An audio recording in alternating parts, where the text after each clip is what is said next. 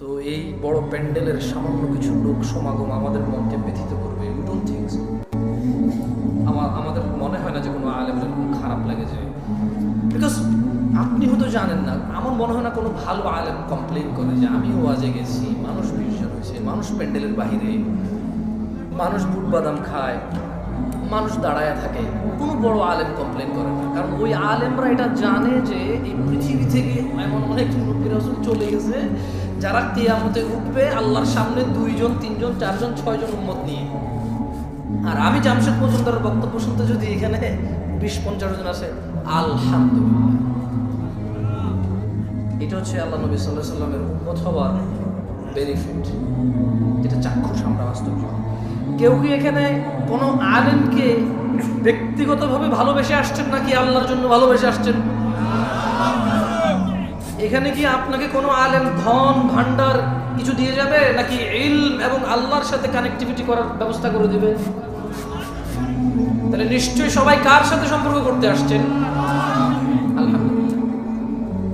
মাইক্রোফোনের সাউন্ড যেদিকে যাচ্ছে, যারা যারা অ্যাভেলেবেল আছেন আপনি চাইলে এসে বসতে পারেন, অথবা আপনি যেখানে আছেন সেখানেই থাকতে পারেন, কোনো অসুবিধা নেই। মনোযোগ দিয়ে শুনলেই হলো। আপনি শুনতে আসছেন, শুনবেন, এটাই যথেষ্ট। আমি বলতে আসছি, বলবো, এটাই আমার জন্য যথেষ্ট। বাকি আমি যা বলবো তা আমি নিজে করবো, করার সর্বোচ্চ চেষ্টা করবো, এটা আমার জন্য ফরজ। আপনি যা শুনবেন তা মেমোরাইজ করার চেষ্টা করবেন এবং সে অনুযায়ী নিজের জীবনকে পরিবর্তন করার চেষ্টা করবেন, এটা আপনার উপরে ফরজ। এর বাহিরে কোনো ল আর নাই, এর বাহিরে আর কোনো কি নাই, ল নাই।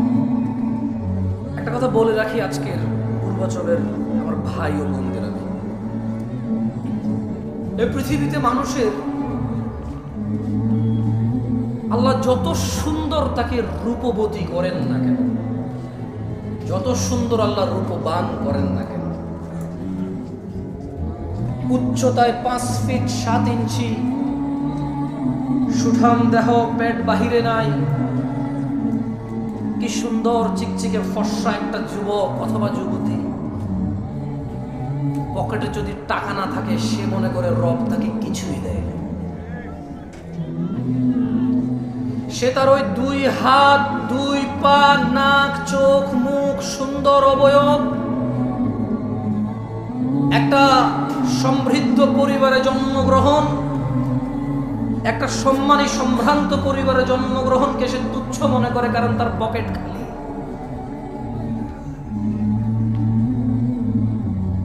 বর্তমান যুবক যুবতী, বৃদ্ধ বৃদ্ধা সবাই রিজিক মানি টাকা, রিজিক মানি ডলার, রিজিক মানি রিয়াল, রিজিক মানি সোনা দানা গয়না, দালান কোঠা, জায়গা জমি, গাড়ি বাড়ি, এর বাহিরে কোনো কিছু রিস্ক মনে করে নাকি? মানুষগুলো ভুলে যায় এই পুরো পৃথিবীর বিনিময়ে মানুষ 1 মিনিট বাড়তি বেঁচে থাকার ক্ষমতা রাখে না।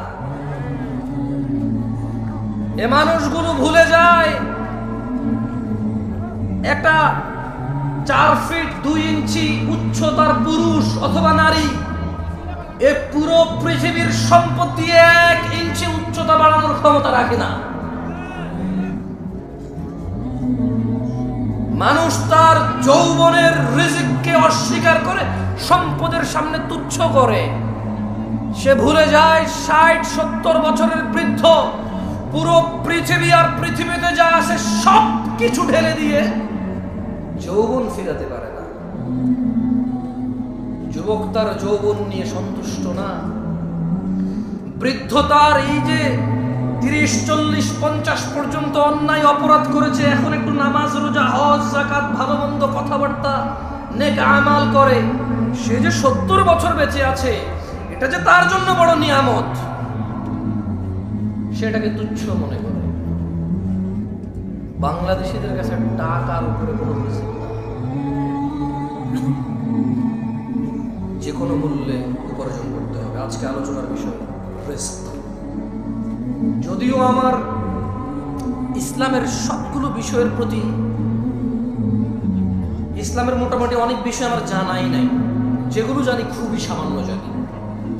এর মধ্যে ওমা তৌফিক ইল্লা বিল্লাহ। আল্লাহ যতটুকু সামর্থ্য দেয় নিজের মতো করে কোরআন ও সুন্নাহ আপনাদের সামনে তুলে ধরার চেষ্টা করব।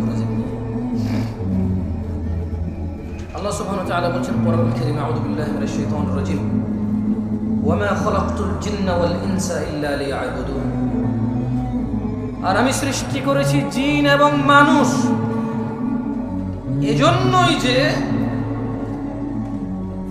যাতে তারা কেবল আমি আল্লাহর ইবাদত করে। মা উরিদু মিনহুম মির রিজক ওয়া মা উরিদু আন ইউতঈমুন। আমি আল্লাহ এদেরকে সৃষ্টি করেছি শুধু ইবাদত করার জন্য, মানুষ আর জিনকে। মা উরিদু মিনহুম মিন রিজক, আমি আল্লাহর এদের কারো কাছে রিজিক চাই না। ওয়া মা উরিদু আন ইউতঈমুন, আমি এটাও চাই না যে মানুষ আর জিন মিলে কিছু করে আমাকে খাওয়াবে।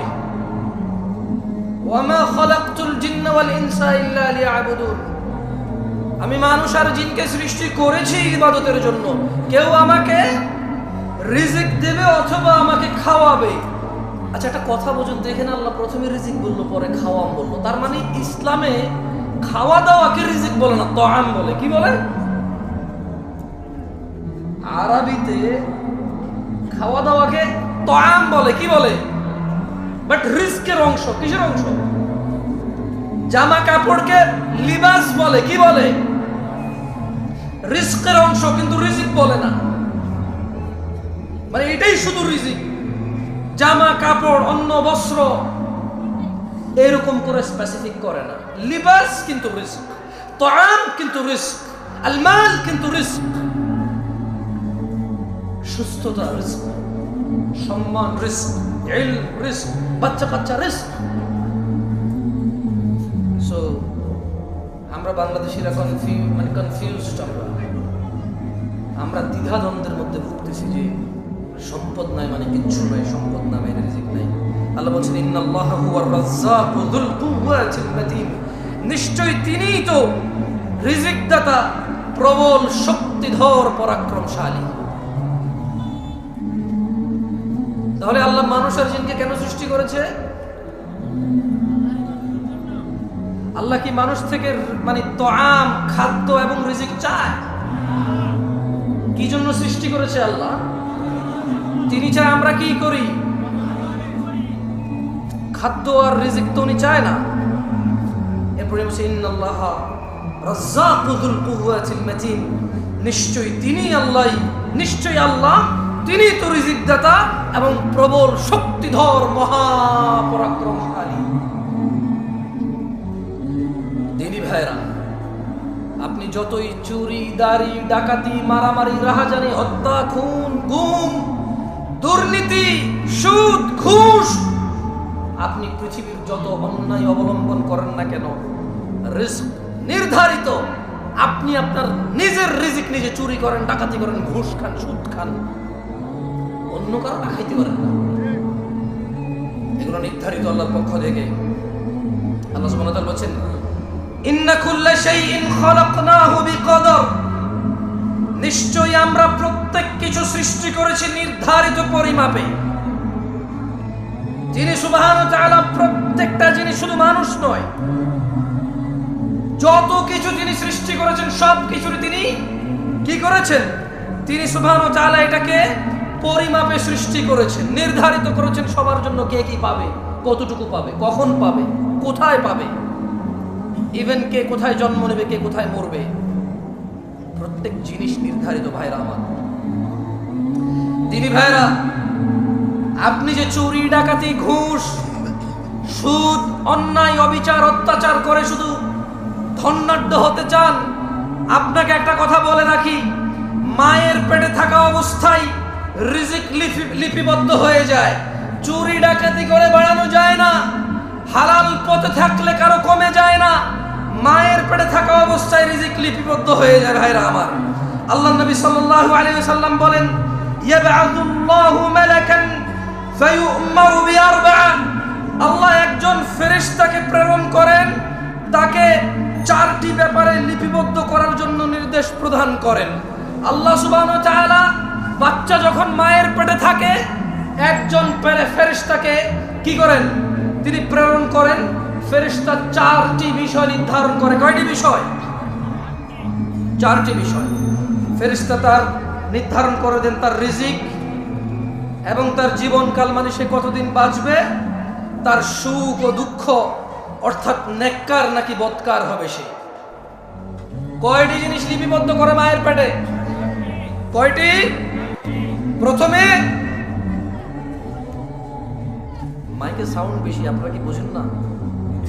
কথা কি পরিষ্কার বোঝা যায়? কয়টি জিনিস লিপিবদ্ধ করে? প্রথম, তারপর খায় ফেলছে। দেখছেন, আমি আবার পড়ে শুনে কেমন? খায়েন না ভাই, খাওয়ার জন্য এই দেশে জিনিসের অভাব নেই। ওয়াজ খেয়ে ফেলিয়েন না, কেমন? খাওয়ার জন্য জিনিসের অভাব নাই। কনসেন্ট্রেশন করার চেষ্টা। দেখেন, you are few of people. আমি বলবো না যারা চলে গেছে তারা খারাপ, কারণ কারো কালকে ডিউটি আছে, কারো কালকে কোথাও অ্যাপয়েন্টমেন্ট আছে, কারো শারীরিক দুর্বলতা আছে, কারো মানসিক দুর্বলতা আছে, কারো অপারগতা আছে, কেউ শীতের জামা কাপড় নিয়ে আসে নাই, কেউ দূর দূরান্ত থেকে আসছেন।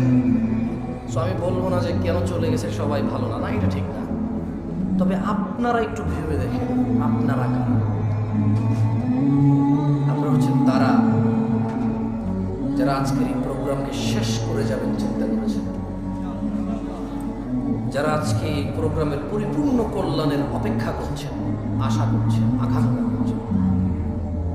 এই রাত 11:30টায় যদি আপনি কোথাও বসে থাকেন দিন শেখার জন্য, এরপর যদি মনোযোগ না দেন, আপনার চাইতে বোকা মানুষ, লসকারী, ক্ষতিগ্রস্ত আমি তো আর কাউকে দেখি না। আমার বলার ধরনই ভুল থাকতে পারে, আমার বলার ধরন এত আকর্ষিত নাও হতে পারে, অ্যাট্রাকটিভ নাও হতে পারে।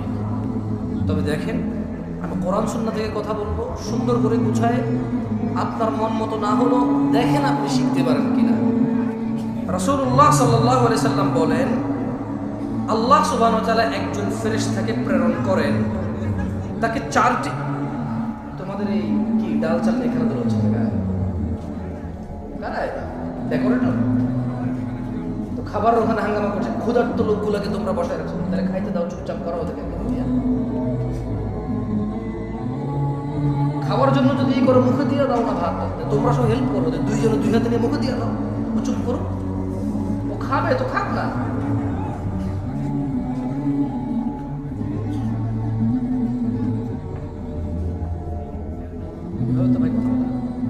তোমরা হয় খাওয়াও, নাইলে মানুষ বসো, আর খাওয়ালে চুপচাপ করে খাওয়াও, বলো যে চিল্লাবে তার নাই, বলো দাও।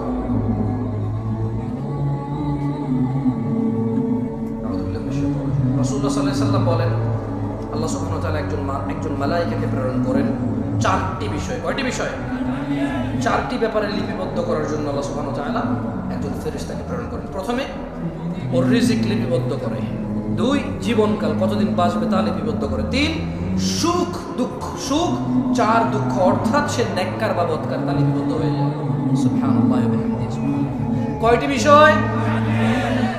1 2 3 4। তার মানে আমরা যে দুঃখ পাই, ব্যথিত হই, আমরা যে স্যাড হই, এটাকে কি বলে? এটাকে বলে এটাকে বলে বিষণ্ণতা। কি বলে এটাকে? মানে আমরা যে বিষণ্ণ হই, আমাদের যে মন খারাপ হয়, মন উদাসীন হয়, মন ছোট হয়, খারাপ হয়, ভীতু হয়, এগুলো সব লিপিবদ্ধ। আলহামদুলিল্লাহ আলা কুল্লি হাল, সর্ব অবস্থায় কার প্রশংসা? কার? আল্লাহর প্রশংসা।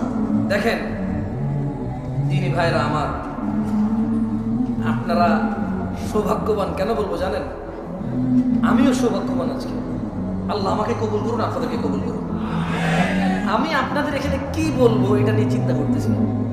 আমি আজকে রিজিক নিয়ে আলোচনা করতাম না, মূলত আমি হঠাৎ করে একটা হাদিস আমার চোখে পড়ছে। ওই একটা হাদিস চোখে পড়ার পরে আমি চিন্তা করছি, ঠিক আছে একটু রিজিক নিয়েই বলি, যেহেতু এই হাদিসটা খুব ভালো লাগছে আমার। মানে আমি অনেক আগে পড়েছি, আমার মনে নাই এটা। পৃথিবীতে কত ইনসিডেন্ট ঘটছে আমার সামনে, ক্ষতি, লাভ, লস, দুঃখ, কষ্ট, সুখ, উচ্ছ্বাস, আনন্দ, বিষণ্ণতা, বহু কিছু ফেস করছি। এই হাদিসটা আমার মনে পড়ে নাই কখনো, কিন্তু আজকে আপনাদের কি বলবো এই জন্য বলছি। এখানে দেখেন আল্লাহ নবী সাল্লাল্লাহু আলাইহি ওয়াসাল্লাম থেকে আল্লাহ নবী সাল্লাল্লাহু আলাইহি ওয়াসাল্লাম বলেছেন, তিনি বলছেন যে ইন্নাল্লাহা ইউতি দুনিয়া মান ইউহিব ওয়া মান লা ইউহিব। কথা বলেন, সুন্দর একটা কথা বলছেন আল্লাহ নবী সাল্লাল্লাহু আলাইহি ওয়াসাল্লাম। তিনি বলছেন যে নিশ্চয় আল্লাহ যাকে ভালোবাসেন ও বাসেন না উভয়কে দুনিয়া দিবেন। নিশ্চয়ই আল্লাহ যাকে আর যাকে ভালোবাসে না, নিশ্চয়ই আল্লাহ যাকে আর যাকে উভয়কে কি দিবে দুনিয়া। তার মানে দুনিয়া পেতে হলে একবারে মুমিন, মুত্তাকি, মুসলিহ হইতে হবে, এটা জরুরি না। গাড়ি বাড়ির মালিক হওয়ার জন্য ইট ইজ নট নেসেসারি যে আপনি মুমিন, মুত্তাকি, মুসলিহ হইতে হবে। কারণ আল্লাহ যাকে ভালোবাসে তাকেও দুনিয়া দিবে, যাকে ভালোবাসে না তাকেও কি দিবে? দুনিয়া। এরপরে বলছেন যে ওয়ালা ইউতিল ঈমান ইল্লা মান আহাব। পূর্বাচলের মানুষ, আমি জানি না কোন বোন এখনো উপস্থিত আছে কিনা, রাত প্রায় 11:30 প্লাস, রাত প্রায় 12টা বাজে। ও আমার ভাই ও বোনরা, এই হাদিসের দিকে একটু লক্ষ্য করেন।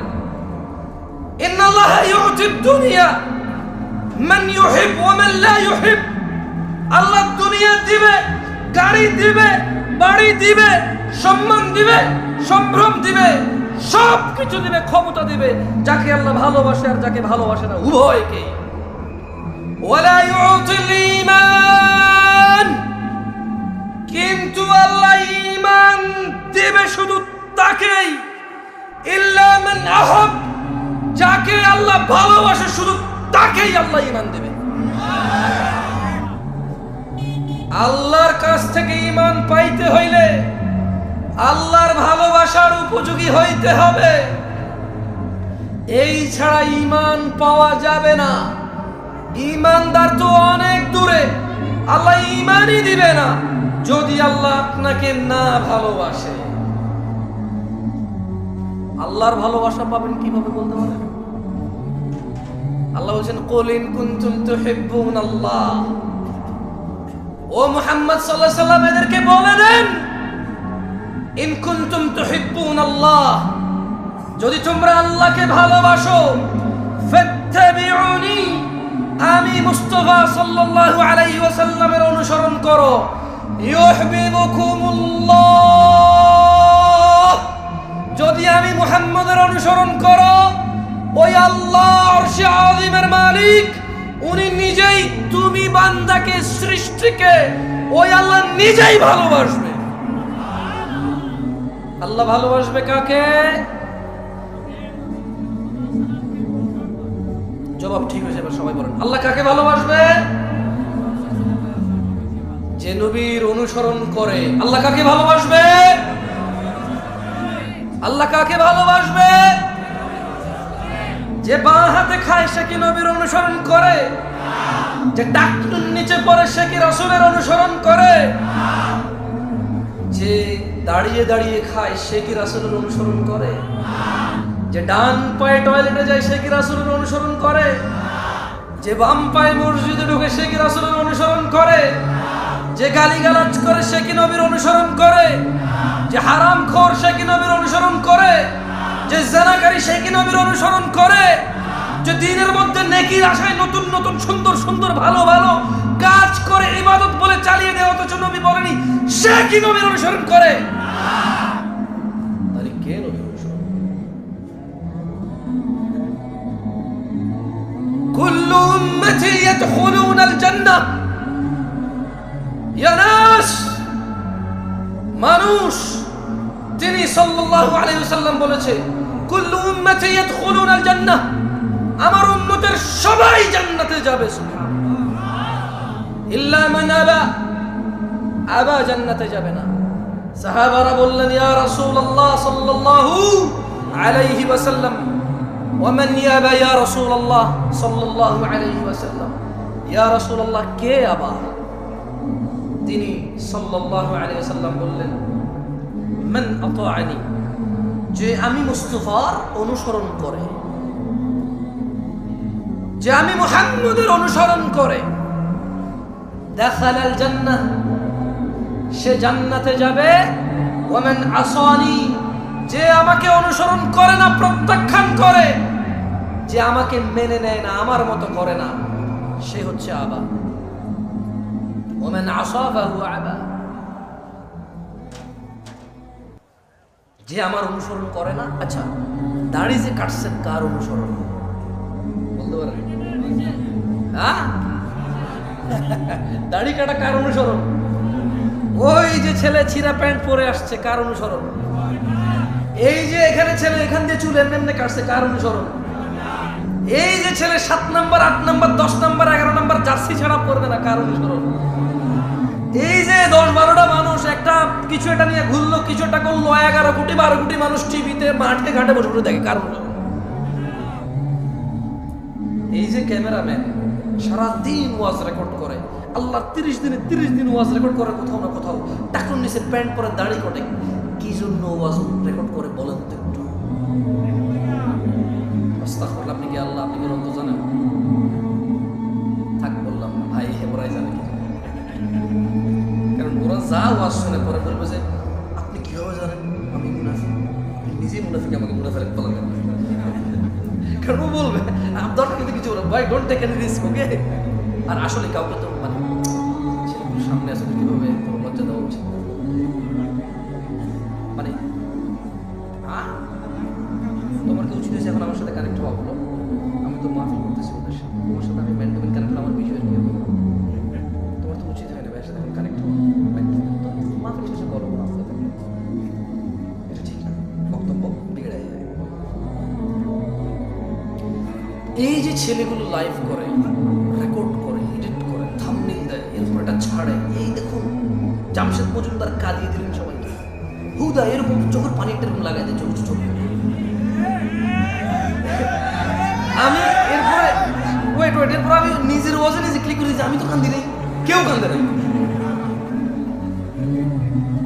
এরপরে লিখলো যে এরকম বক্তব্য জীবনেও শোনেন নাই, আমি ক্লিক করলাম, আমি কইটা তো আমি কইছি ঠিক আছে, আমি জীবনে বহুত বার শুনছি এই বিষয়ে আলোচনা, কে কইছি শুনিনি এরকম বক্তব্য। যদি খালি আমি এখানে বলি যে আমি এই সিজনের জন্য এটা শেষ ওয়াজ, হয়তো এটা টাইটেল দেবে কি জামশেদ মজুমদার তার শেষ মুহূর্তে কি বললেন, মনে হয় আমি মারা গেছি, to just have a click, okay? এটা ক্লিক পাওয়ার জন্য, নাথিং এলস, কিছু না। সো আয়োজন করে মাহফিলের, রেকর্ড করে মাহফিলের, লেকচার করে মাহফিলে, শ্রোতা শুনে মাহফিল, দিন শেষে কারোই কোনো ঠিক বলার খুব শখ না, আমি কয়েকবার বলি ঠিক কিনা বলেন, তারপরে বলি না, কেমন? আমি পার্সোনালি পছন্দ করি না ঠিক আপনি বলুন, আপনি না বললেও তো ঠিক, আমি কি ভুল ধরেন আমি কি এটা ভুল মনে করে কইতেছি, আমি তো ঠিক মনে করে কইতেছি, ঠিক কিনা রহিস তো আর ঠিক বলিন না, কেমন? বেশ কয়েকবার বলা দিয়েছি না, আর বলার দরকার নাই, ঠিক? কারণ আপনাদের মুখ তো নড়ানো লাগে, ঠিক না? এখনো বাকি আছে, ঠিক বললাম। আচ্ছা, এবার আসেন তো, মায়ের পেটে কয়টি জিনিস লেখা হয়? 1 নাম্বার, 2 নাম্বার হায়াত, জীবনকাল, কি কাল? জীবনকাল। তারপরে হচ্ছে 3 নাম্বার, 4 নাম্বার আল্লাহ দুনিয়া কাকে কাকে দিবে? সবাই বলতে কি বেশি হয়ে যাবে, তাহলে আমি আরো সুন্দর করে প্রশ্ন করব। আল্লাহ দুনিয়া দিবে যাকে, আর যাকে ঈমান দিবে কাকে? ঈমান দিবে কাকে? ঈমান কে দেয়? আল্লাহর ভালোবাসা পাবে কে? মাশাআল্লাহ, মুমতাজ। এটা হলো সুন্নাহ। ওস্তাদ বক্তব্য মুখস্থ হয়ে গেছে ওদের, এখন পর্যন্ত যা যা বলছে ওদের কিন্তু মুখস্থ হয়ে গেছে, মানে হুকুম মুখস্থ হয়ে গেছে। হাদিস মুখস্থ না হলে হুকুম কি হয়েছে? এটাই দরকার আমাদের। আমরা চাই আমরা কথা বলবো, আপনি যদি হাদিস এবং কোরআনের আয়াত মুখস্থ না করতে পারেন, কিন্তু যা বলেছে সেটার হুকুম আপনি মুখস্থ করবেন, আদেশ এবং নিষেধগুলো আপনি মুখস্থ করবেন। আল্লাহ আমাদেরকে তৌফিক দান করুন।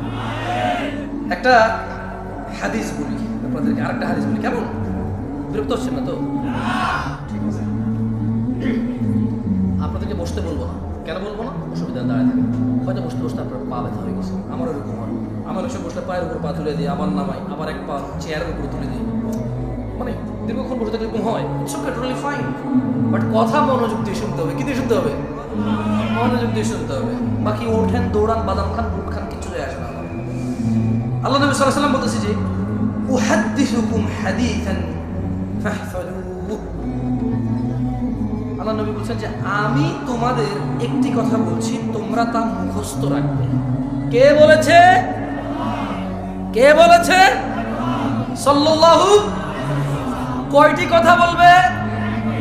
আমরা কি করতে হবে? আবার খাই ফেলছে। আরে আপনি খান না ভাই, কেউ কেউ খাইছে। ওকে, আমি আবার জিজ্ঞেস করি।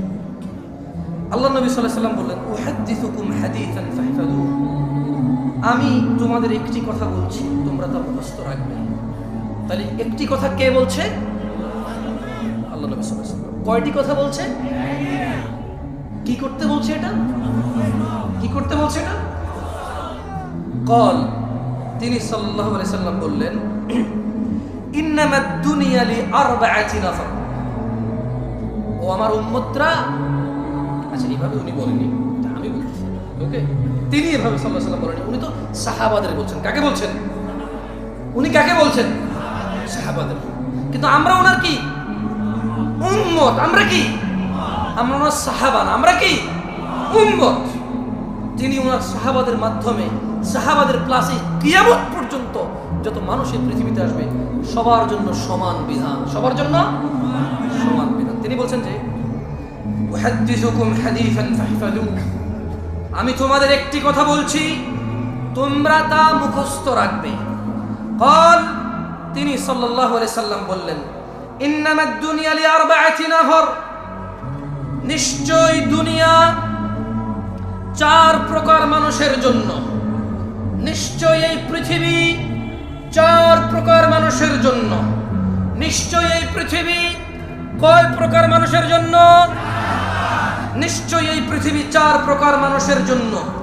আবিদিন রাযাকাহুল্লাহু মালান ওয়া ইলমা। আল্লাহ তাআলা যে বান্দাকে ধন, সম্পদ ও ইলম দান করেছেন, এ হলো এক প্রকার।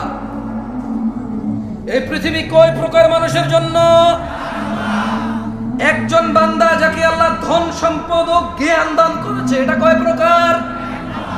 একজন বান্দাকে আল্লাহ কি দিয়েছে? ধন, সম্পদ এবং ইলম। একজন বান্দাকে আল্লাহ কি দিয়েছে?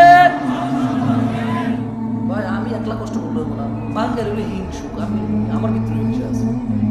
আমি কোনো চিল্লাই চিল্লা আপনি বয়ে বয়ে আরাম করে শুনবেন কেন? এত আরাম কি লেগে আমার লোক না। আমি বলতেছি আপনার লোক। আজকে ওয়াজ বক্তা একজন হবে না, আজকে বক্তা সবাই আমরা ইনশাআল্লাহ। ওকে, সঙ্গে সঙ্গে বলিয়ে দেখবেন মুখস্থ হয়ে যাবে ইনশাআল্লাহ। কেমন? আবারও বলছি, যদি হাদিস মুখস্থ না থাকে হুকুম মুখস্থ হয়ে যাবে। কি মুখস্থ হবে? মানে এটা নিষেধ অথবা আদেশটা আপনি বুঝে চলে আসবে, যাতে আপনি আপনার বাচ্চাকে নিষেধ করতে পারেন, এই এটা করিও না, এটা আল্লাহ নবী নিষেধ করছেন। হয়তো আপনি বলতে পারবেন না আরবি বাংলা মিলায়, বুঝেন নাই? আচ্ছা, হাত পায়েগুলো নড়ে, এটাও আপত্তি। ক্যামেরা যারা দেখে, সরি। আল্লাহ নবী সাল্লাল্লাহু আলাইহি সাল্লাম কয়টি কথা মুখস্থ রাখতে বলেছেন? একটি। কয়টি? এই দুনিয়াতে কত প্রকার মানুষের জন্য পৃথিবী? কত প্রকার? এক প্রকার কি? সম্পদ এবং, বেশি জোরে বলি না তাহলে গলা ভেঙে যাবে। সবাই বলি, আস্তে আস্তে বলি, সমস্যা নেই। কেমন? সবাই বলি, আস্তে আস্তে বলি। তাহলে এক প্রকার হচ্ছে আবদান রাযাকাহুল্লাহ মালান ওয়া ইলমা। আল্লাহ তাআলা যে বান্দাকে ধন সম্পদ এবং ইলম দান করেছে, সুবহানাল্লাহ, ফাহুয়া ইয়াত্তাকি ফীহি রাব্বাহু ওয়া ইয়াসিলু ফীহি রাহিমাহ,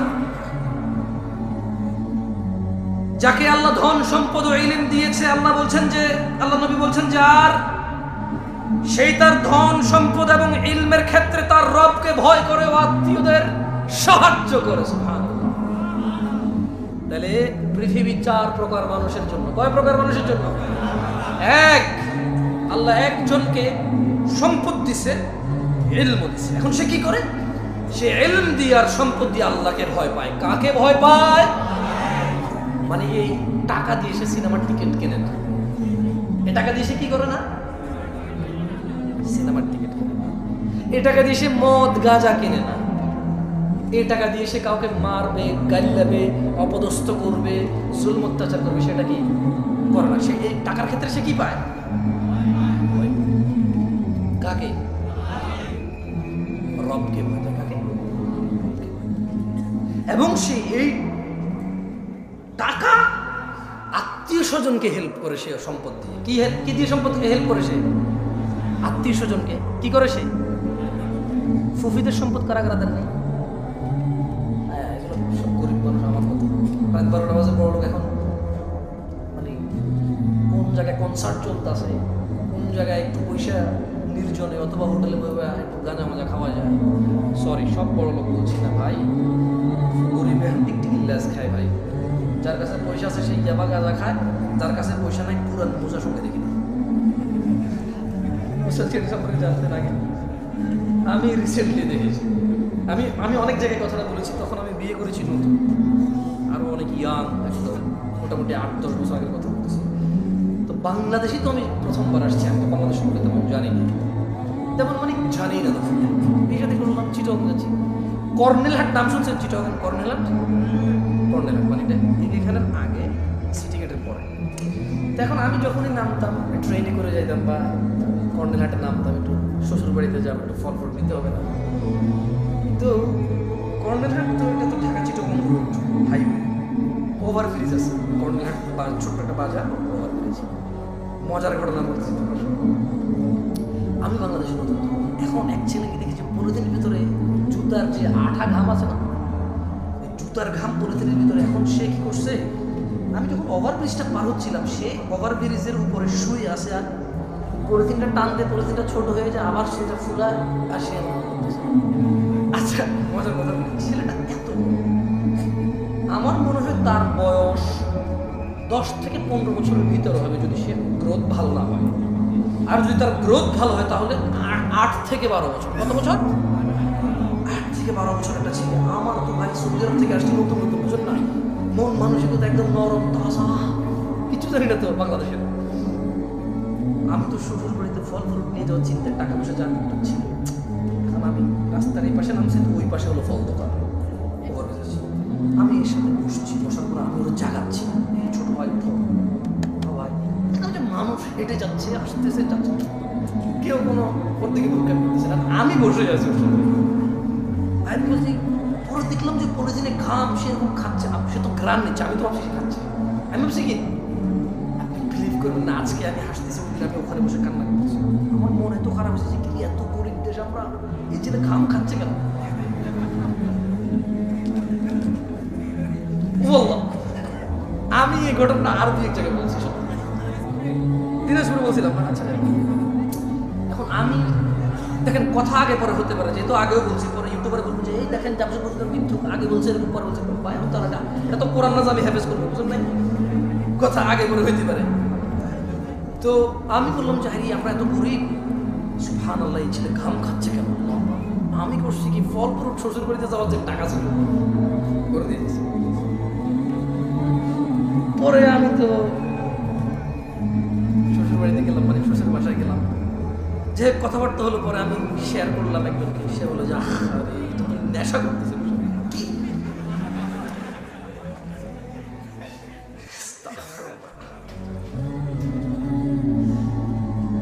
অপরাধ করতে টাকা লাগে না, অপরাধ করতে কি লাগে না, টাকা লাগে।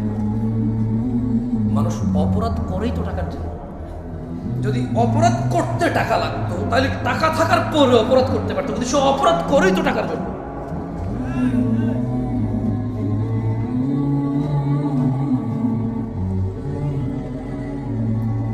কয় প্রকার মানুষের জন্য পৃথিবী? এর মধ্যে এক প্রকার হচ্ছে যাকে আল্লাহ কি দিয়েছে? ইলম এবং ধন সম্পদ। সে এই ধন সম্পদ আর ইলম দিয়ে কাকে ভয় পায়? আত্মীয় স্বজনকে কি করে? সাহায্য করে। এর কয় প্রকার? এক প্রকার। ওয়ায়ালামু লিল্লাহি ফিহি হাক্কা, এবং সে জানে এতে এই সম্পদ আল্লাহ তাআলার প্রতি হক আছে। ফাহাদা বিআফদালিল মানাজিল, ও পূর্বাচলের মানুষ, ও 40 বছর আগের ফকির মিসকিন, যখন এই পূর্বাচলের সম্পদের কাঠা 2 লাখ টাকাও ছিল না, যেই কাঠা এখন 3 কোটি 4 কোটি টাকায় বেচো আর বড় লোকই দেখাও। যখন তোমার এখানে জমির কাঠা, আরে কাঠা কিসের বিঘা বলে তো কিসের কাঠা মাঠা? 50 বছর আগে কাঠা দেখাইতে আসছে আমাকে। কে 50 বছর আগে কাঠা জমি বিক্রি করছে, কাঠা জমি কিনছে? কে? কোন এমন ফকিন্নি লোক ছিল যে কাঠায় জমি কিনছে? কোন এমন বড় লোক ছিল যে এক কাঠা বিক্রি করবো ভাই, বেশি বিক্রি করবো? বিঘা বিঘা কি নিয়ে কথা হয়েছিল? আরে ও পূর্বাচলের ফকির দরিদ্ররা 50 বছর আগে। তোমাদের বাপ দাদাদের এত সম্পদ ছিল না। যারা আমরা গ্রামে ছিলাম তাদের যতটুকু ছিল 400 বিঘা 500 বিঘা গ্রাম অঞ্চলের মানুষের ছিল। 200 মন 400 মন ধান হয়তো গ্রাম অঞ্চলের ধনী মানুষদের। তোমাদের এখানে কে এমন ধনী যার 100 বছর আগে এরকম 1000 মন ধান হয়েছে? তুমি দিনাজপুর যাও, এমন সম্ভ্রান্ত পরিবার, বাবা 60 বছর আগে 70 বছর আগে ওর বাপ দাদারা এক ছিল, 800 মন 1000 মন ধান হইতো ওদের নিজেদের। কেউ সাথে নাই, চাপাইতে নাই, রাজশাহী নাই এরকম ধনী। আমি চাঁপাইনবাবগঞ্জে গিয়েছি কিছুদিন আগে, একজনের শুনেছি ওর কত 80 বিঘা জমি এখনো আছে বরেন্দ্র এলাকায়। কোথায়? বরেন্দ্র এলাকায় 80 বিঘা জমি আছে। এই জমির দাম যদি 4 কোটি টাকা না হইতো, যদি এটা ধান আর গমের জন্য হইতো, একবার ভাবো কতটুকু ছিল তোমার। এই 1 কাঠা 2 কাঠা 5 কাঠা জমিতে কতটুক ধান আর গম পাইতা? এর রিজিক কে দিয়েছে? জেনে রাখো, তিনি সাল্লাল্লাহু আলাইহি সাল্লাম বলছেন, আল্লাহ একজনকে সম্পদ দেয় এবং ইলম দেয়। সে সম্পদ দিয়ে আল্লাহকে রিজিক দিয়ে এবং ইলম দিয়ে সে আল্লাহকে ভয় করে, আত্মীয়তার সে কি করে? সাহায্য করে। এবং সে এটাও জানে তার এই সম্পদে আল্লাহর হক আছে। কার? আল্লাহর হক আছে। এবং নবী সাল্লাল্লাহু আলাইহি সাল্লাম বললেন, ফাহাদা বিআফদালিল মানাজিল, এই পৃথিবীতে যত সম্পদশালী আছে, এই পৃথিবীতে যত জ্ঞানী গুণী আছে, সবচাইতে উন্নত উচ্চ মর্যাদা আল্লাহর কাছে যে সম্পদশালী এবং জ্ঞানী মানুষ আল্লাহকে ভয় করে, আত্মীয়তার সাহায্য করে, এবং যে জানে এবং মানে যে আমার সম্পদে কার হক আছে? আল্লাহর। আল্লাহ নবী সাল্লাল্লাহু আলাইহি সাল্লাম বললেন, এই ব্যক্তি হচ্ছে সর্বোচ্চ মর্যাদাপূর্ণ। তাহলে এখন প্রশ্ন, আলেমদের কি হবে? জামশেদ ভাই, আলেমরা যারা বক্তব্য দেয়, মাহফিল করে, আচ্ছা এখন তো অনেকে বক্তা, যেমন আমি কোনো আলেম হচ্ছে বক্তা, আমি কি বক্তা? এটা হচ্ছে বাস্তব, মানে এটা হচ্ছে সমাজের রাশ দিয়ে কেউ মেনে নিতে চাচ্ছে না আমাকে বক্তা হিসেবে। শেখ, উস্তাজ, যারা হুজুর মানে শেখ বোঝে, তারা হুজুর। লা হাওলা ওয়ালা কুওয়াতা ইল্লা বিল্লাহ। ইখওয়ান, কি হয়েছে আপনাদের? ধ্বংস হয়ে যাবেন, ধ্বংস হয়ে যাবেন। আমি জামশেদ পর্যন্ত আর আপনার কোনো প্রবলেম হলে ফতোয়া দেওয়ার ক্ষমতা জ্ঞান রাখি না, আসলে রাখি না। সূক্ষ্ম কোনো জ্ঞান নেই আমার কাছে। আমি আল্লাহর কাছে দোয়া করি, আল্লাহ আমাকে জ্ঞান দান করুন এবং চেষ্টার তৌফিক দান করুন, সহজ করে দিন আল্লাহ তাআলা আমার জন্য। আমি এটা আপনার কাছে চাই। তবে এখন পর্যন্ত আমি পারবো না আপনাকে কোনো ফতোয়া মাসলা মাসাইল দিয়ে সমাধান করতে। আলেম পারবে। কে পারবে? আল্লাহ আমাদেরকে বুঝার তৌফিক দান করুন। কয় প্রকার মানুষের জন্য পৃথিবী? এর মধ্যে এক প্রকারের কাছে আল্লাহ কি দেয়? সম্পদ এবং জ্ঞান দেয়। সেই সম্পদের জ্ঞান দিয়ে কি করে? এবং কার হক আছে বিশ্বাস করে? কার? এবং এই ব্যক্তিকে রাসূল সাল্লাল্লাহু আলাইহি ওয়াসাল্লাম কি বলেছে? আফদালিল মানাজিল, সর্বোচ্চ কি? এই ব্যক্তি হচ্ছে সর্বোচ্চ মর্যাদাবান, মানে এই ব্যক্তির স্থান হচ্ছে মর্যাদাবান স্থানে। কেমন? এবার আসেন দ্বিতীয়, না এবার আলেমদের আসতেছে ইনশাআল্লাহ। ভাই আমার, নিরাশ হয়েও না। তিনি সাল্লাল্লাহু আলাইহি ওয়াসাল্লাম 4 প্রকার বলেছে। কয় প্রকার? আমরা কয় প্রকার শেষ করেছি এখনো? 1 প্রকার। আমি ফজিলাতুল শেখ ডক্টর মুজাফফর বিন মোহসেন হাফিজাহুল্লাহকে অনুরোধ করবো, আপনি প্লিজ এদিকে আসেন। আচ্ছা, ওয়া'আবদিন রাযাকাহুল্লাহু ইলমান ওয়া লাম ইয়ারযুকহু মালা, আরেকজন বান্দা যাকে আল্লাহ তাআলা ইলম দিয়েছে কিন্তু সম্পদ দেয়নি। তাহলে এক প্রকারকে আল্লাহ সম্পদ দিয়েছে, ইলম দিয়েছে, আরেক প্রকারকে কি দিয়েছে? কি দিছে? কি দেয় নাই? কি দিছে? কি দেয় নাই? কি দিছে? কি দেয় নাই? আমরা বেশিরভাগ আলেমকে দেখা পাই নাকি পাই না? সুবহানাল্লাহ। দেখেন আল্লাহ নবী সাল্লাল্লাহু আলাইহি ওয়াসাল্লাম ওনাদের ব্যাপারে কি বলতেছেন, সুবহানাল্লাহ। আপনি অবাক হবেন। আপনি যদি মাদ্রাসার ছাত্র হন, আপনি যদি দ্বীন শিখেন, আপনি যদি ইসলামকে বোঝার চেষ্টা করেন, আপনি জাস্ট অ্যামেজড হয়ে যাবেন। এখানে কি বলতেছেন? তিনি বললেন যে ফাহুয়া সাদিকুন নিয়া, আরেক ব্যক্তিকে আল্লাহ ইলম দিয়েছে, সম্পদ দেয়নি, কিন্তু ওই ব্যক্তি সৎ নিয়তের অধিকারী। ইয়াকুলু লাউ আন্না লি মালান লাআমিলতু বিআমালি ফুলান, আল্লাহ আরেক ব্যক্তিকে ইলম দিয়েছে, সম্পদ দেয়নি, ওই ব্যক্তির নিয়ত হচ্ছে সৎ। আর ওই ব্যক্তি বলে, যদি আমার সম্পদ থাকতো অমুক অমুক অমুক অমুক ব্যক্তির মতো ভালো কাজগুলো করতাম, মসজিদ বানাতাম, মাদ্রাসা বানাতাম, ইয়েতিমখানা বানাতাম, ব্রিজ কালভার্ট বানাতাম, দরিদ্রদের সাহায্য করতাম, মন খুলে দান করতাম, দারিদ্রতা মোচনে অংশগ্রহণ করতাম। এটা হচ্ছে তার সৎ নিয়ত। এটা তার কি নিয়ত? এটা হচ্ছে তার কি নিয়ত? সৎ নিয়ত। মনোযোগ দিয়ে কথা বোঝার চেষ্টা করুন। এক ব্যক্তি সম্পদ আছে, রিজিক আছে, সম্পদ আর রিজিক দিয়ে আল্লাহকে ভয় করে, আত্মীয়তার সাহায্য করে, এবং সে বিলিভ করে, সে জানে যে এতে আল্লাহর হক আছে, তা মানে সে। এই হচ্ছে এর মর্যাদা হচ্ছে সর্বোচ্চ। আরেক ব্যক্তি যার ইলম আছে, জ্ঞান আছে, সম্পদ নাই, কিন্তু ও সৎ নিয়তের অধিকারী, এবং সে সংকল্প করে এবং সে বলে যে আমার যদি সম্পদ থাকতো তাহলে ওই যে অমুক, ওই যে অমুক অমুক। এই অমুক কাকে বলছে বলেন তো? যার ধন সম্পদ আর রিজিক আছে, সরি, যার ইলম আর রিজিক আছে, ওই অমুকটাকে ওই যে প্রথম ব্যক্তি যার রিজিক আছে এবং কি আছে,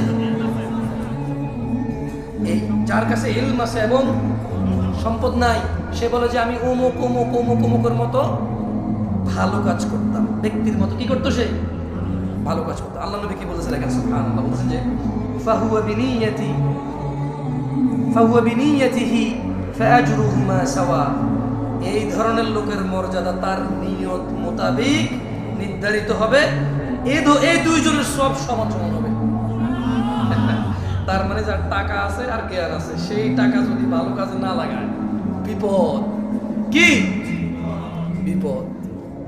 কিন্তু যার ইলম আছে, টাকা নাই, সৎ নিয়তের অধিকারী, আর মনে মনে সংকল্প করে টাকা থাকলে মসজিদ বানাইতে পারতাম, একটা সুন্দর এখানে ওযুখানাটা করে দিতাম, আমার কাছে টাকা থাকলে বেটা এসি লাগাইতাম, আমার কাছে টাকা থাকলে 5 তলা করে দিতাম, মানুষজন নামাজের জায়গা নেই, আরে অমুক মাদ্রাসা ইয়েতিমরা পড়ে, ভালো খাওয়া দাওয়া খাইতে পারে না, এই শীতকালে ওদের এই টিনের ফাঁকে দিয়ে বাতাস ঢোকে, জানালাতে থাই গ্লাস লাগানো নাই, আমার কাছে টাকা থাকলে থাই গ্লাস লাগা দিতাম, ইয়েতিমগুলো সুন্দর করে থাকতো, অমুকটা। সেগুলো ভাবে, এগুলো সে কি করে? এতেই তার ওই যে ব্যক্তি করে, টাকা খরচ করে এর সব সমান সমান হয়ে যাবে। সুবহানাল্লাহ। তাহলে কয় প্রকার পাইলাম আমরা এখন পর্যন্ত? পৃথিবী কয় প্রকার মানুষের জন্য? 1 প্রকার মানুষের কি আছে? সম্পদ, এবং সেই সম্পদ ইলম দিয়ে কি করে, এবং কার হক আছে, মানে এই ব্যক্তি মর্যাদাতে কতটুকু? আরেক ব্যক্তির কি আছে, শুধু কি নাই? তার সৎ নিয়ত থাকার কারণে তার সব কার মতো হবে? এখনো কি দরিদ্রতার কারণে আফসোস হয়? জেবে টাকা নেই আফসোস হয়? আর একটা সৎ নিয়তের দরকার, আর ইলম অর্জন করার দরকার। কি অর্জন করার দরকার? ইলম অর্জন করার দরকার। এবার আসেন, এবার তিনি সাল্লাল্লাহু আলাইহি ওয়াসাল্লাম বললেন, ওয়া'আবদিন রাযাকাহুল্লাহু মালান ওয়া ইলমা ওয়া লাম ইয়ারযুকহু ইলমা। যেটা বলছি আপনাকে, অতএব সে ব্যক্তি এই বিষয়ে তার রবকেও ভয় করে না। মানে এখানে আমি বলি আপনাকে, মূলত 4 প্রকার বলছে না। এক প্রকার কাছে ইলম আছে, সম্পদ আছে, ভালো করে। আরেক প্রকারের কাছে ইলম আছে, সম্পদ নাই, দুইজন সমান। আরেক প্রকারের কাছে কি আছে? ইলম নাই, সম্পদ নাই। কি নাই? কি নাই? আচ্ছা, এরকম আছে কিনা বলেন তো? রিক্সা ড্রাইভার, ভ্যান ড্রাইভার, রিক্সা ড্রাইভার, ভ্যান ড্রাইভার, তারপর যে মাটি কাজ করে যারা ফসলের জন্য, আছে কিনা? আসলে আমাকে শেখ সাইফুদ্দিন বেলাল মাদানী হাফিজাহুল্লাহ অনেক আগে 2012 সালের কথা বলছি, উনি আমাকে বলেছে, জামশেদ তুমি মানুষকে কয় প্রকার পাবা জানো? বললাম কয় প্রকার? বলেছে, দেখো উস্তাদ, আমাকে আদর করে উস্তাদ বলে। আমার তো অনেক বড় শেখ, অনেক ছোট ছিলাম, আমি খুব আদর করতাম, এখনো আদর করে আনন্দ। তো বলেছে, দেখো একজন লোককে আল্লাহ দুনিয়াও দিছে, আখিরাতও দিছে। কি দিছে? দুনিয়াও দিছে, আখিরাত দিছে। মানে তার দুনিয়াতে জনসম্পদ আছে এবং তার কৃতকর্ম তাকে জান্নাতে নিয়ে যাবে। কোথায় নিয়ে যাবে? আরেকজন দুনিয়া নাই কিন্তু আখিরাত আছে, কিন্তু কি আছে? কি নাই কিন্তু কি আছে? মানে দুনিয়াতে কষ্ট, দুঃখ, দুর্দশা আছে, কিন্তু আখিরাতে জান্নাত আছে। কি আছে? বলে যে আরেক প্রকার দেখো, দুনিয়া আছে, আখিরাত নাই। মানে এর ধন সম্পদ, টাকা পয়সা, মানে সম্ভ্রান্ত ক্ষমতা সব আছে, প্রাচুর্য, কিন্তু কি নাই? জান্নাত নাই। কি নাই? বলে যে আরেক প্রকার দেখো, দুনিয়াও নাই, আখিরাতও নাই। আমি একবার আমার এক ফ্রেন্ডকে এয়ারপোর্টে রিসিভ করতে আসতেছিলাম, 2013-14 সালের কথা, সরি 15 সালের কথা বলতেছিলাম। তো আমি তখন ঢাকায় থাকি না, ঢাকা আমি চিনি না। তো আমি যখন আমাদের কুমিল্লার দিক থেকে ওদিক থেকে আসলাম, এই স্টাফ কোয়ার্টার যে রোড, আমি কোনগুলোর নাম জানি না তখন। কেমন রমাদানের সময় ছিল, 2015 সালের কথা বলছি। তো আমি আমার ফ্রেন্ডকে নেওয়ার জন্য ওদিক থেকে গাড়ি নিয়ে আসছিলাম, এয়ারপোর্টে যাবো। আমি কিছু চিনি না, দেখলাম যে রমাদানের সময় তাল কাটতেছে, তাল। মানে তখন জুমার দিন, কিসের দিন? মানে জুমার দিন, জুমার রোজা ছিল এটা। তাল কাটতেছে। আরে আমাদের এলাকার দিকে ওই যে কালো পর্দা মর্দা দিয়ে খায়, বুঝছেন? উপজেলা শহরও কেউ কেউ কালো পর্দা লাগায় লিখে রাখে অমুসলিমদের জন্য খাওয়ার ব্যবস্থা আছে, বুঝছেন? এরকম লেখে। এবার মুসলমান মুসলিম কে কারা কি আর দেখে, বুঝে যে কে মুসলমান কে মুসলমান, খাচ্ছে। আচ্ছা, এটা বুঝলাম। এখন তাল কাটতেছে আর খাচ্ছে, ভাই বিশ্বাস করেন, মানুষ লোকাল বাস এসে দাঁড়াচ্ছে, মানুষের দাঁড়াচ্ছে, আর ও তো কাটতেছে, খাচ্ছে। গাড়ি যাবে বসে, আমি জানা দিয়ে তাকায় হতভম্ব হয়ে গেলাম যে, তো আমার ড্রাইভারকে বললাম, মনে হচ্ছে রিপোর্ট, বললাম ছিল কি? আমার যে কি ব্যাপার রিপোর্ট? রোজা না, আমরা তো রোজার মাসেটা, মানে এগুলো তো আমি প্রথম দেখতেছিলাম। আমি কি দেখতেছিলাম? প্রথম। মনে হচ্ছে কি ব্যাপার, এভাবে দিনে দুপুরে এভাবে তাল কাটতেছে আর খাচ্ছে সবাই, ঘটনা কি? তো মুচকে এসে বলে যে লেবার শ্রেণীর তো কষ্ট করে রোজা রাখতে পারে না। বললাম কিরকম লেবার শ্রেণী, কি এমন কষ্ট করে রোজা রাখতে পারে না? বলে যে ভ্যানটা নেই, ওই কষ্ট কসরত করে। আমি বললাম, আরে এই দেশের মানুষ গাছ লাগায় কেন? মেয়ে বিয়ে দেওয়ার জন্য। লাগাইছে কিনা? লাগান নাই? মাইয়া বাঁচবে নাকি বাঁচবে না, আপনি বাঁচবেন নাকি বাঁচবে না, এ গাছ তুফানে ভাঙবে নাকি তুফানে ঠিক রাখবে, এগুলা সব কিছু জানা না জানার পরেও তো কি লাগাইছেন? কি জন্য? মাইয়া বড় হলে কি দিতে হবে? কারণ যৌতুক দিতে হবে। কি দিতে হবে? মূলত যারা যারা মেয়ে বিয়ের জন্য গাছ লাগাইছে সব যৌতুকের মাইন্ডে লাগাইছে। কারণ মেয়ের বিয়েতে কোনো খরচ নাই ইসলামে, ও খরচ করতে হবে, খরচ করতে গিয়ে আনবে, গাছ লাগাইতে হবে। তো গাছ লাগাইলে খরচ আসবে, টাকা আসবে। আমি রিপনকে বললাম, রিপন এদেশের মানুষ গাছ লাগায়, কোথায় মেয়ে বড় হবে, ছোট হবে, বিয়ে হবে, কোথায় কি হবে, বিয়ে করার জন্য, মেয়ে বিয়ে দেওয়ার জন্য গাছ লাগায়, ডিপিএস করে, টাকা জমায়, সমিতি করে। এই ভ্যান ড্রাইভার, এই রিক্সার ড্রাইভার, এই মাটি কাটা লোকটা কি জানতো না যে 11 মাস পরে রমাদান আসবে?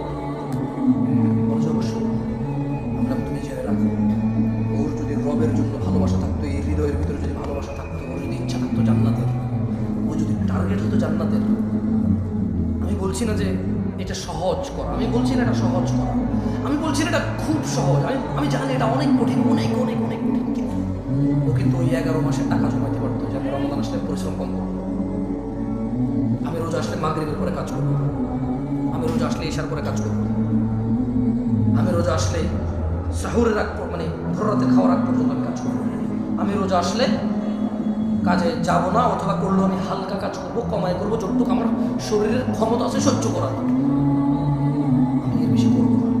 ওর যদি রোজা রাখার নিয়ত থাকতো, এরপরে ও যখন আমার বলছে যে কষ্টের কাজ করতো, আমি বলছি জুমার নামাজ, এই যে দেখো মানে আমি তো মুসাফির, আমি কি মুসাফির, আচ্ছা, আবার ঢাকার নামাজের সময় আরেকটা জায়গায় নামাজের সময় সমান না, বুঝছেন, আগে পরে 20-30 মিনিটও আগে পরে হয়। তো এই যে বনশ্রী যে কেন্দ্রীয় মসজিদ আছে, ওটার সামনে এসে আরেকজন পাইলাম, তোর বলো আমরা তো জুমার নামাজ পড়ে গেলাম, বললাম যে দেখো এখানে এখনো জুমার নামাজ চলতেছে না, মানুষজন রাস্তা পর্যন্ত নামাজ পড়তেছে, লোকাল বাসের ভিতরে মানুষ ভর্তি, ড্রাইভার ভর্তিও কিন্তু নামাজ পড়তেছে না, তাহলে বলো এটা কি কষ্ট হয়েছে?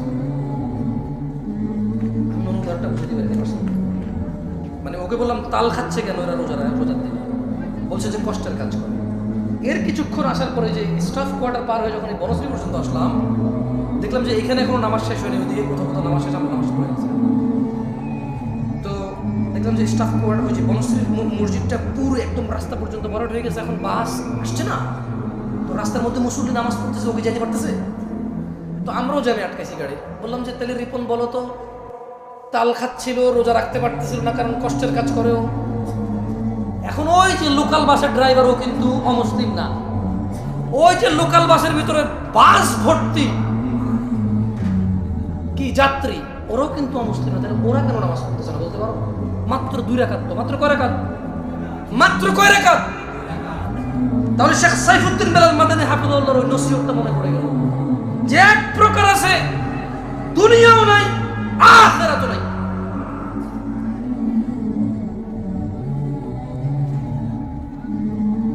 আল্লাহ সুবহানাহু ওয়া তাআলা আমাদেরকে বুঝার তৌফিক দান করুন।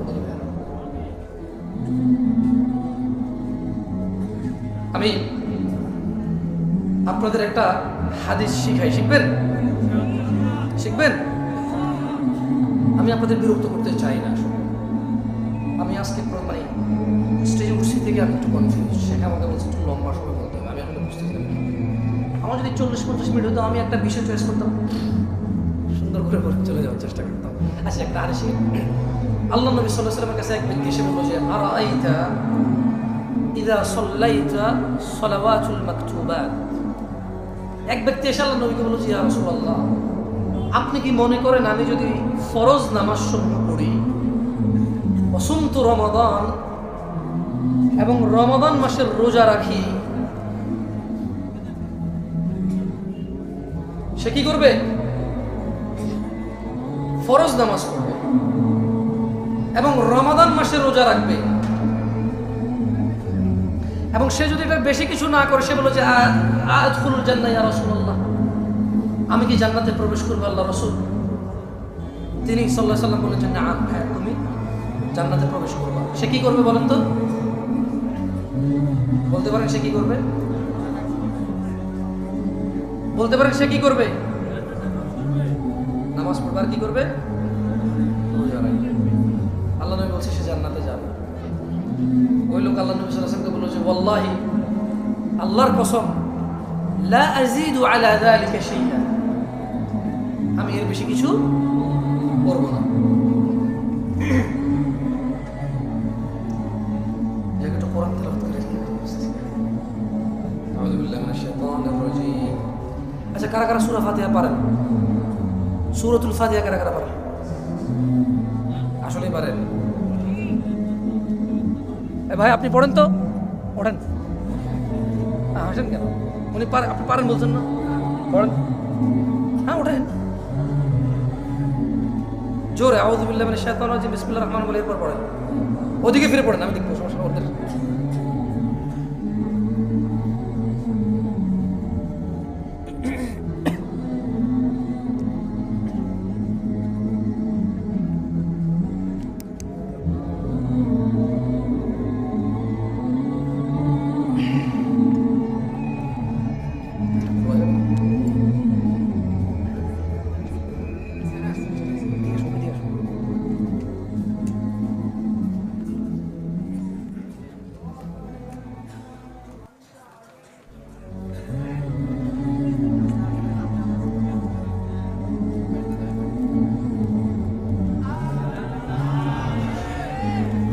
হয়েছে হয়েছে হয়েছে, বসে আমি শুনি নাই, আরেকজন শুনবো।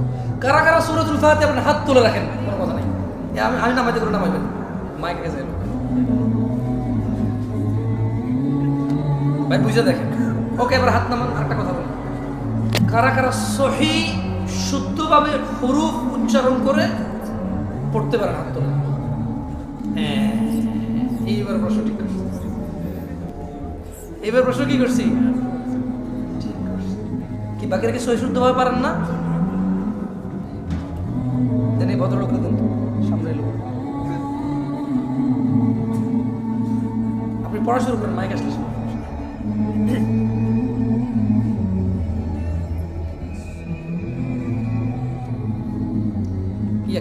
আপনি মাদ্রাসা ছাত্র, বসুন বসুন।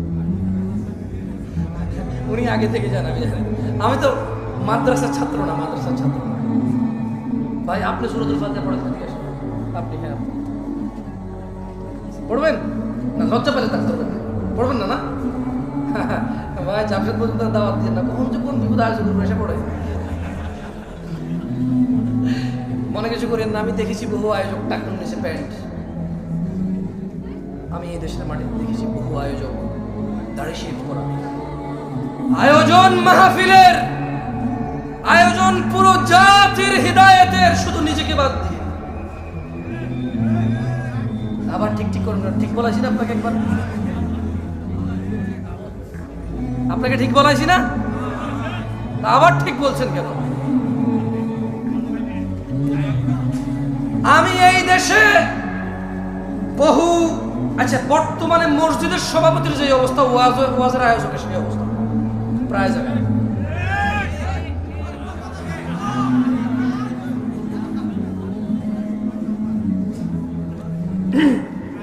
আচ্ছা, আউযু বিল্লাহি মিনাশ শাইতানির রাজীম, বিসমিল্লাহির রহমানির রহিম। ওয়ান নাজিআতি গরকা ওয়ান নাশিতাতি নাশতা ওয়াস-সাবিহাতি সাবহা فالسابقات سبقا فالمدبرات أمرا يوم ترجف الراجفة تتبعها الرادفة قلوب يومئذ واجفة أبصارها خاشعة أبصارها خاشعة يقولون إنا لمردودون في الحافرة فإذا كنا عظاما نخرة قالوا تلك إذا كرة خاسرة فإنما هي زجرة واحدة فإذا هم بالساهرة هل أتاك حديث موسى إذ ناداه ربه بالوادي المقدس طوى اذهب إلى فرعون اذهب إلى فرعون اذهب إلى فرعون اذهب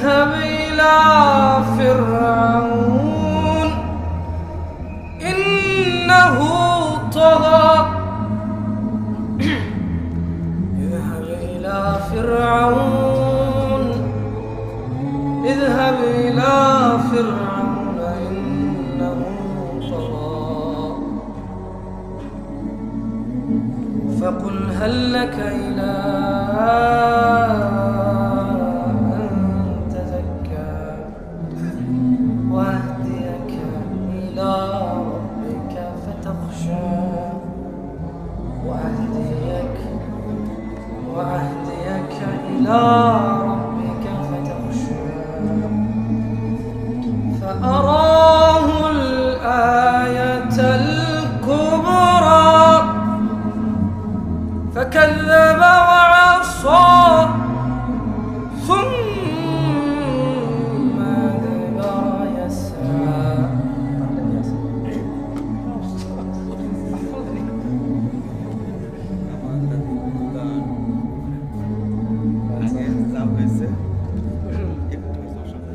আমাকে শাস্তি দিছে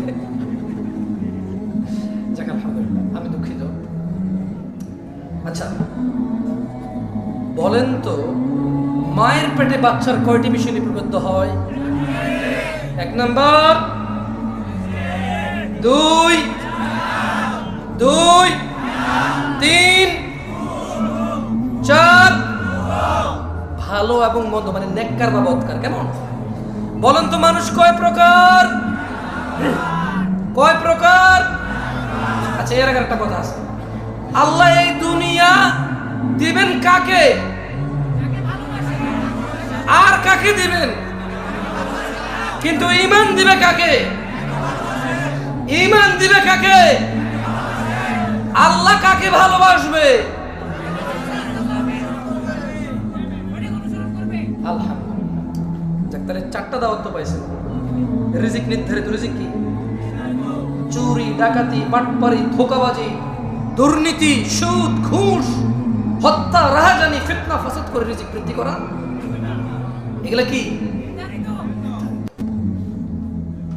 আর আল্লাহ দুনিয়া আখিরাত সবাইকে দেবে না। দুনিয়া সবাইকে দেবে, আখিরাত শুধু যাকে আল্লাহ ভালোবাসে তাকে দেবে। আর আল্লাহ তাকে ভালোবাসবে যে নবীর পথ অনুযায়ী চলবে। আকুলু কওলি হাযা ওয়াস্তাগফিরুল্লাহ লি ওয়া লিসাইরিল মুমিনিন ফাস্তাগফিরু ইন্নাহু আল গফুরুর রহিম। আপনার নিজের জন্য